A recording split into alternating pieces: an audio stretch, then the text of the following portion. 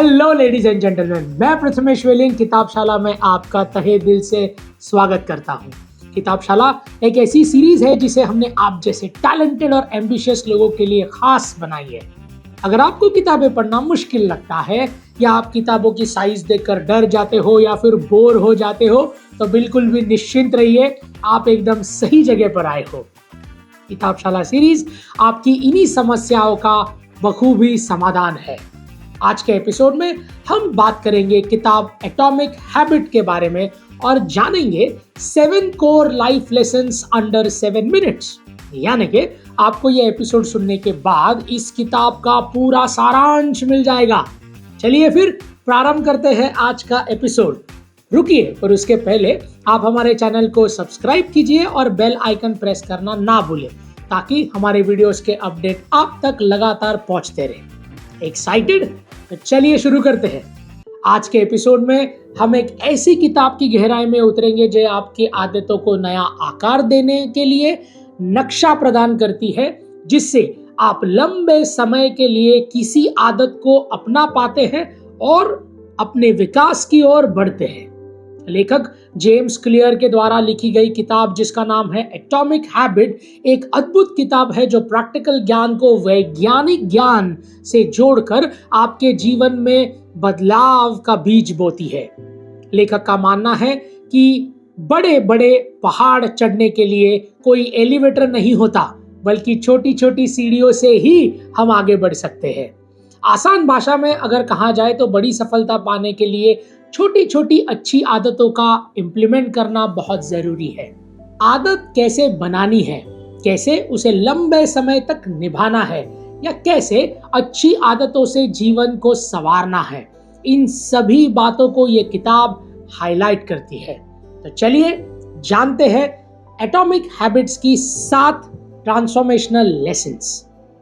Lesson number 1, शुरुआत भले छोटी करे, सोच हमेशा बड़ी रखे। Start small and think big. ये बुक एक बात पर बहुत जोर देती है कि बड़ी बड़ी सफलता अक्सर मामूली शुरुआत से ही मिलती है। अगर आप अपने जीवन में बड़े और परमानेंट बदलाव चाहते हैं तो छोटी छोटी और लगातार की जाने वाली आदतों से ही वो मिल सकते हैं, जिन्हें जेम्स क्लियर ने बड़ी ही चतुरता से एटॉमिक हैबिट कहा है। ये कॉन्सेप्ट बिल्कुल स्नोबॉल इफेक्ट जैसा है। जितना आप बर्फ के गोले को रोल करेंगे उतना ही वो बड़ा बनते जाता है। आपको एक दिन में सब कुछ नहीं करना है, बल्कि हर रोज नियमित रूप से कम करना है और उन छोटी छोटी आदतों को निखारना है। एक आसान सा एग्जाम्पल है कि हम बचपन में हाइट बढ़ाने के लिए लटकने की प्रैक्टिस करते थे, सही है ना? लेकिन क्या 4 दिन में या 4 घंटे में अपनी हाइट बढ़ जाती है? नहीं। एक दिन आपकी हाइट नहीं बढ़ती या नहीं बढ़ने वाली, लेकिन लगातार अगर आप ये करते रहे तो एक दिन बदलाव जरूर आएगा। तो सीधा सा मैसेज है कि परमानेंट बदलाव एक दिन की मेहनत से नहीं, बल्कि हर रोज थोड़ी थोड़ी कोशिश से आता है। तो उतनी मेहनत करें जितनी हो सकती है और जितनी प्रैक्टिकली पॉसिबल है। ये नहीं कि पहले ही दिन जिम में जाकर 4 घंटे वर्कआउट कर लिया, उससे आपकी तकलीफ कम होने के बजाय और भी बढ़ जाएगी। तो रोज थोड़ा थोड़ा कीजिए, आखिर बूंद बूंद से ही सागर बनता है। तो छोटी छोटी आदतों को इग्नोर मत कीजिए, यही है जो आगे जाकर आपको बड़ी बड़ी खुशियां दे पाएंगी। तो इस लेसन को समराइज करते हुए मैं सिर्फ इतना ही कहना चाहूंगा कि सपना तो बड़ा सा आलीशान घर बनाने का ही होना चाहिए, लेकिन शुरुआत तो एक छोटी सी ईंट से ही होगी। लेसन नंबर 2, आदतों को एक साथ जोड़िए। The power of habit stacking. इस बुक में लेखक जेम्स क्लियर हमें एक बेहतरीन स्ट्रैटेजी से अवगत कराते हैं जिसे हैबिट स्टैकिंग कहा जाता है। ये एक ऐसा कॉन्सेप्ट है जो आपके जीवन में सकारात्मक परिवर्तन लाने की प्रोसेस को काफी सरल बनाता है। इसमें आपको क्या करना है कि आपके डेली रूटीन में एक नई आदत को जोड़ना है। कुछ आदतें ऐसी होती है जो आप बिना किसी फेल के पूरी कर सकते हैं। बस उन्हीं आदतों के साथ कुछ नई प्रैक्टिस शामिल करना है।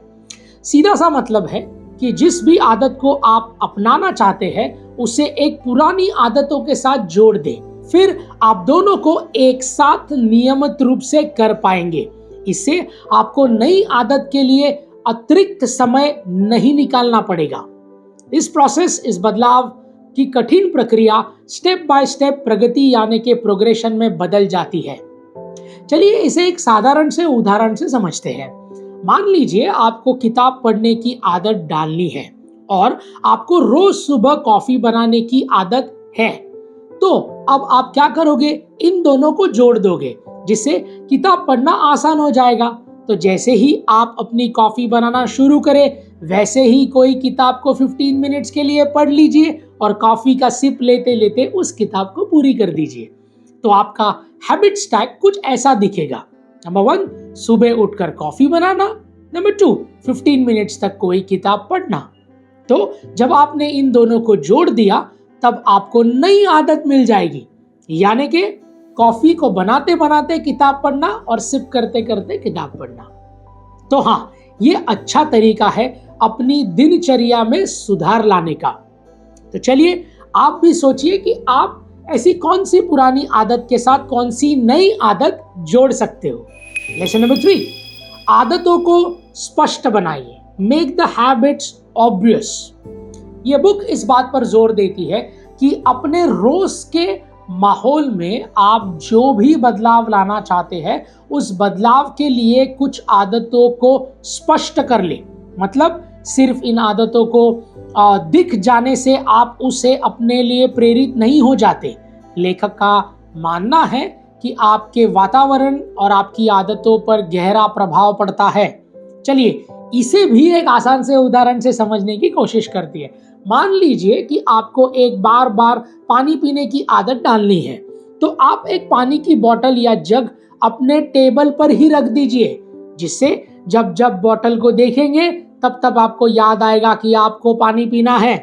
एक और उदाहरण हो सकता है कि आपको सोने से पहले किताब के कुछ पन्ने पढ़ने हैं, राइट? तो आप उस किताब को अपने तकिए पर रख दीजिए। इससे आपको सोने के पहले याद रहेगा कि आपने वो किताब वहां क्यों रखी है और ऑटोमेटिकली आप उसे पढ़ने के लिए प्रेरित हो जाएंगे। तो इस कॉन्सेप्ट से आप ये समझते हैं कि आप लक्ष्य को नया आकार कैसे दे सकते हैं। तो अगर अच्छी अच्छी आदतों को अपनाना है तो अपने वातावरण में छोटे छोटे बदलाव लाना है। जल्दी से सोचिए कि आप कौन सी आदतों को अपनाने के लिए एक माहौल का बदलाव करना चाहेंगे and start implementing that. Lesson number 4, the habit loop. लेखक एक नए और बेहतरीन कॉन्सेप्ट का विश्लेषण करते हैं जिसका नाम है हैबिट लूप। किसी भी आदत को अपने जीवन में ढालने के लिए 4 कंपोनेंट्स का होना बहुत ज्यादा आवश्यक है। पहला, संकेत यानी कि क्यू। ये वो ट्रिगर है जो आदत बनाने की शुरुआत करता है। ये शायद कोई खास समय, स्थान, आपका भावनात्मक रवैया या आदत बनाने के पहले की कोई भी एक प्रक्रिया हो सकती है। दूसरा है लालसा यानी कि क्रेविंग। जब आपको संकेत मिल जाता है तो आपको आदत अपनाने से लालसा होने लगती है, मतलब आदत से जुड़े इनाम की इच्छा। तीसरा आता है प्रतिक्रिया यानी कि रिस्पॉन्स। ये आपकी आदत ही है, मतलब आपकी लालसा को पूरा करने के लिए किया गया काम। नंबर 4, इनाम एंड रिवॉर्ड। जब आप इस आदत को अपनाते हैं तो आपको उससे कुछ फायदा होता है जो आपका इनाम होता है और ये आपकी आदतों को मजबूत करता है। चलिए इसे भी एक उदाहरण के तौर पर समझते हैं। मान लीजिए आपको नियमित व्यायाम यानी कि एक्सरसाइज करने की आदत डालनी है, तो आपका संकेत यानी कि क्यू हो सकता है कि आप तनावग्रस्त हो, या फिर आप में ऊर्जा की कमी हो, या फिर आपको किसी डॉक्टर ने व्यायाम करने की सलाह दी हो।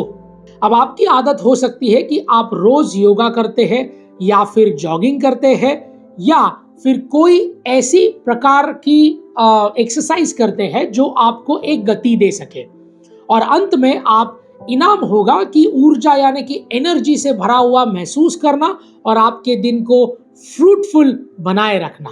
तो देखा आपने, एक आदत बनाने के पीछे 4 चीजें रिस्पॉन्सिबल होती है और इसी काम करता है आपका हैबिट लूप। तो आप भी संकेत को पहचानिए और इनाम की चाह में कुछ अच्छी अच्छी आदतें अपनाइए। Lesson number 5, avoiding habit pitfalls. लेखक हमें एक ऐसे गड्ढों से बचाने के बारे में कहते हैं जो आपकी आदत के बीच में हर रोज आएंगे। लेखक हमें कुछ ऐसे गड्ढों से बचने के बारे में कहते हैं जो आपके आदतों के बीच में आने वाले हैं, और ये हमें उन गड्ढों से बचने के लिए कुछ नए रास्तों का निर्माण करने का प्रेरणा देते हैं। वो विलंब करना यानी प्रोकास्टिनेशन, प्रेरणा की कमी यानी कि लैक ऑफ मोटिवेशन, या जवाबदारी ना होना यानी कि लैक ऑफ अकाउंटेबिलिटी, ये जैसे परेशानियां के बारे में बात करते हैं। वो हमें इन गड्ढों के पीछे की वजह जानने के लिए भी प्रेरित करते हैं। जैसे आप प्रोकास्टिनेशन का शिकार जब होते हैं जब आपको कोई काम या तो बहुत कठिन लगता है या फिर आपको उससे कुछ फायदा नहीं होने वाला। यदि आपके ऊपर कोई काम करने की जवाबदारी नहीं है तो आप ये सोचकर वो नहीं करते हैं कि मैं नहीं करूंगा तो कोई और कर लेगा, उसमें क्या है ना? ऐसा हम सभी के साथ होता है। ऐसे ही चुनौतियों का सामना करने के लिए लेखक हमें कुछ स्ट्रैटेजीज बताते हैं, जैसे हैबिट स्टैकिंग जो हमने कुछ लेसन्स पहले कवर की थी। और पहले बात है कि नई आदतों को अपनाने को सिर्फ बना देती है, वो हमें साफ साफ लक्ष्य निर्धारित करने, अपनी प्रगति को चेक करने और सकारात्मक माहौल बनने की सलाह देती है। लेसन नंबर 6, पहचान की शक्ति, द पावर ऑफ आइडेंटिटी। लेखक इस बात पर जोर देते हैं कि आपकी आदतों को आपकी पहचान बनाना सीखिए। उस व्यक्ति की पहचान को अपना लीजिए जिसे जैसा आप बनना चाहते हैं। लेखक का कहना है कि आदतें सिर्फ आपकी मेहनत से नहीं बल्कि पहचान से बनती है कि आखिर आप किस तरीके के इंसान बनना चाहोगे। तो उस व्यक्ति जैसा सकारात्मक व्यवहार कीजिए जिसकी छवि आपको अपने अंदर देखनी है। जैसे मान लीजिए कि आप हर रोज एक्सरसाइज करना चाहते हैं तो आप अपने मन को किसी फिट यानी कि फिट एंड फाइन व्यक्ति के साथ जोड़ दीजिए, जैसे कि कोई क्रिकेटर हो, कोई एथलीट हो या फिर कोई और, जिसे आप मन में लाए। तो आप सोचना कि हाँ, मैं भी इतना फिट बनना चाहता हूं कि 8 घंटे लगातार मैदान पर खड़ा रखना कोई बड़ी बात नहीं होगी। लेसन नंबर 7, निरंतर बेहतर बनिए, कॉन्स्टेंटली एनहांस योरसेल्फ। लेखक कहते हैं कि आपको जो भी करना है या आप जो भी करते हो उसमें आजीवन बेहतर बनने के लिए मेहनत कीजिए। उनका मानना है कि आपकी पर्सनल ग्रोथ में एक दिन में बदलाव नहीं आएगा बल्कि हर रोज थोड़ा थोड़ा प्रोग्रेस होगा। उनकी ये बातें जापानी शब्द काइजन के कॉन्सेप्ट से मेल खाती है। काइजन का अर्थ होता है निरंतर सुधार। अपनी आदतों में छोटे छोटे बदलाव करते रहने से लंबे समय के लिए आप परिवर्तन देख पाते हैं। ऐसा करने से आप तुरंत बदलाव की भावना को खत्म कर देते हैं और धैर्य से साथ अपने लक्ष्य की तरफ आगे बढ़ते हैं। उनका मैसेज बड़ा ही सिंपल है कि अच्छे बदलाव को कोई बहुत भारी भरकम मेहनत करने से नहीं बल्कि निरंतर छोटी छोटी कोशिशों से आती है। तो दोस्तों, एक रात में मंजिल पाने की चाह मत रखिए, क्योंकि खूबसूरत चीजें अक्सर समय लिया करती है। अगर ऐसा ना होता तो झोपड़ी बनने में 2 दिन और ताज बनने में 22 साल का समय नहीं लगता। तो जब भी तुरंत सफलता पाने की चाह हो तो एक बार इस बात को याद जरूर कर लीजिएगा। और इसी के साथ हमारे 7 लेसन्स यहाँ पर समाप्त होते हैं। तो अगर आपको अपने जीवन में बेहतर बनना हो, स्वास्थ्य बनाना हो या फिर कम समय में ज्यादा करना हो तो ये किताब आपके लिए सही मार्ग दिखाएगी। ये एक गुरु की तरह है जो सफलता को सबके लिए आसान और एक समान बनाती है। सो लेडीज एंड जेंटलमैन, इस किताब को एक ज्ञान का खजाना समझना बिल्कुल सही है, लेकिन आपके दिमाग को सिर्फ इंफॉर्मेशन से भर देना हमारा मकसद बिल्कुल भी नहीं, बल्कि हम सिर्फ एक माध्यम है जो किताबशाला के जरिए दुनिया का सर्वश्रेष्ठ ज्ञान जो इन किताबों में छुपा हुआ है उसे आसान भाषा में आप तक पहुंचाने की कोशिश कर रही है। तो इस ज्ञान को सिर्फ ज्ञान ना रहने दें, बल्कि अपने रोजमर्रा के जीवन में इस्तेमाल करें और अपनी जिंदगी को नई ऊंचाइयों तक ले जाए। किताबशाला के अगले एपिसोड में फिर मुलाकात होगी, जहां हम बात करेंगे कि अपनी चिंता को कैसे दूर किया जाए, रोज आने वाली एंजाइटी से कैसे उभरे, और यह करने में हमारी सहायता करने वाली है किताब जिसका नाम है own your anxiety. So ladies and gentlemen, this is Prathamesh Welling signing off until we meet next. Thank you.